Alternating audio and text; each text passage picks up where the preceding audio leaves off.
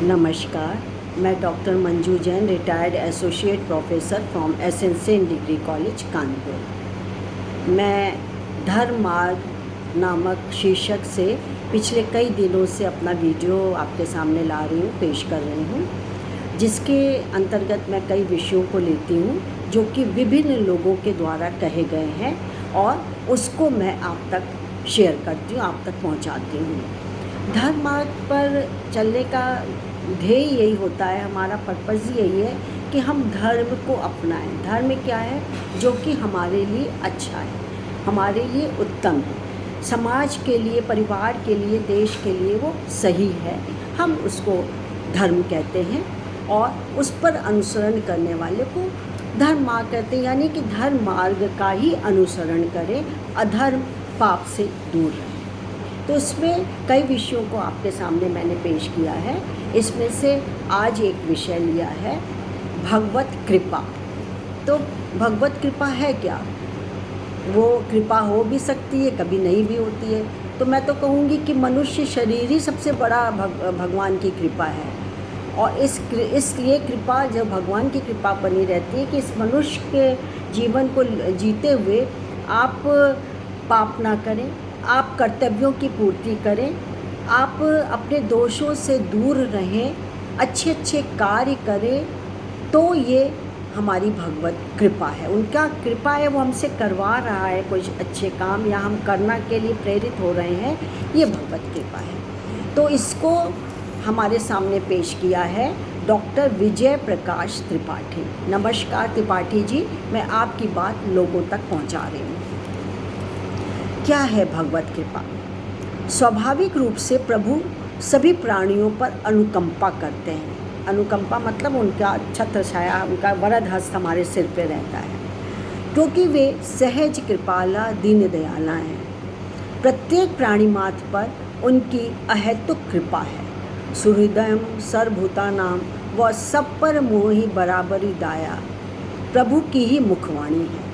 वे कृपा निधान कृपा के दिव्य अलौकिक मूर्ति हैं। उन कृपामय की अनवरत अक्षुण्ण रूप से प्रवाहित कृपा धारा में सभी अवगाहन कर सकते हैं। इसमें देश, काल, पात्र की अपेक्षा नहीं की जाती। मनुष्य इस प्रकार की सर्व सुलभ कृपा की गंगा में गोते लगाकर अपने को पवित्र नहीं कर पाता। मोह अविद्या के अंधकार से घिरा वह उसके समीप भी नहीं जाता। हमको यह नहीं भूलना चाहिए कि प्रतिक्षण अनुभव में आने वाली भगवत कृपा की प्राणी मात्र का परम अवलंब है।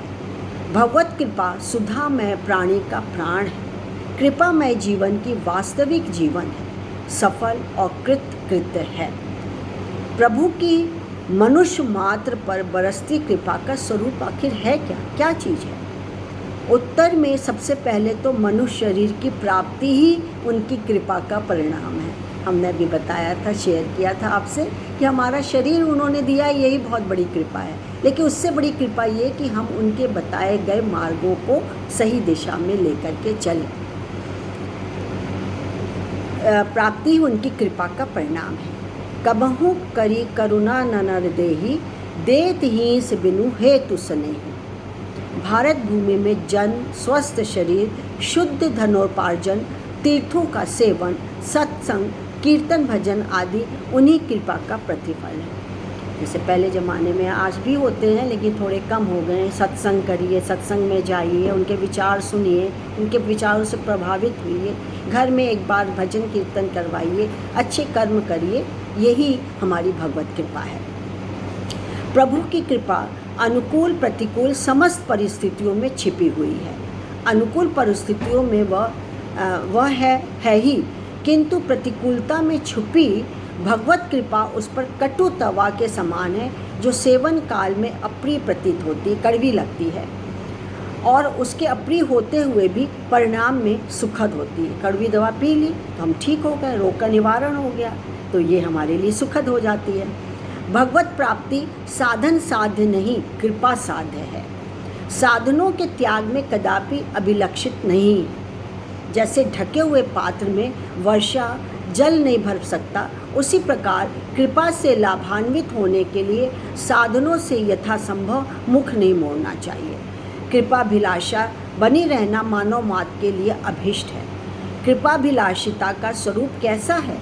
अपने स्वाभिमान अभिमान को पूर्णता भूलकर सतत साधन स्वरूप स्वधर्म का पालन करते हुए प्रभु कृपा की बाट जोहना, उनकी राह देखना या उनके राह पर चलना। साधक यह विश्वास रखे कि प्रभु ही इस कर्ता धर्ता का मालिक है। उनकी अहेतुक कृपा से ही हमारा या हमारी वर्तमान स्थिति है और भविष्य में भी उनकी कृपा रहेगी, उनकी कृपा बरसेगी, ये पूर्ण विश्वास रखना चाहिए। कृपा साधक सदैव उत्कंठित, लालायित, पिपासा लुक बना रहता है। कैसे, किस लिए, किस तरह? वो स्नेहमयी कृपा दृष्टि हेतु बनता है। आज के लिए बस इतना ही। नमस्कार।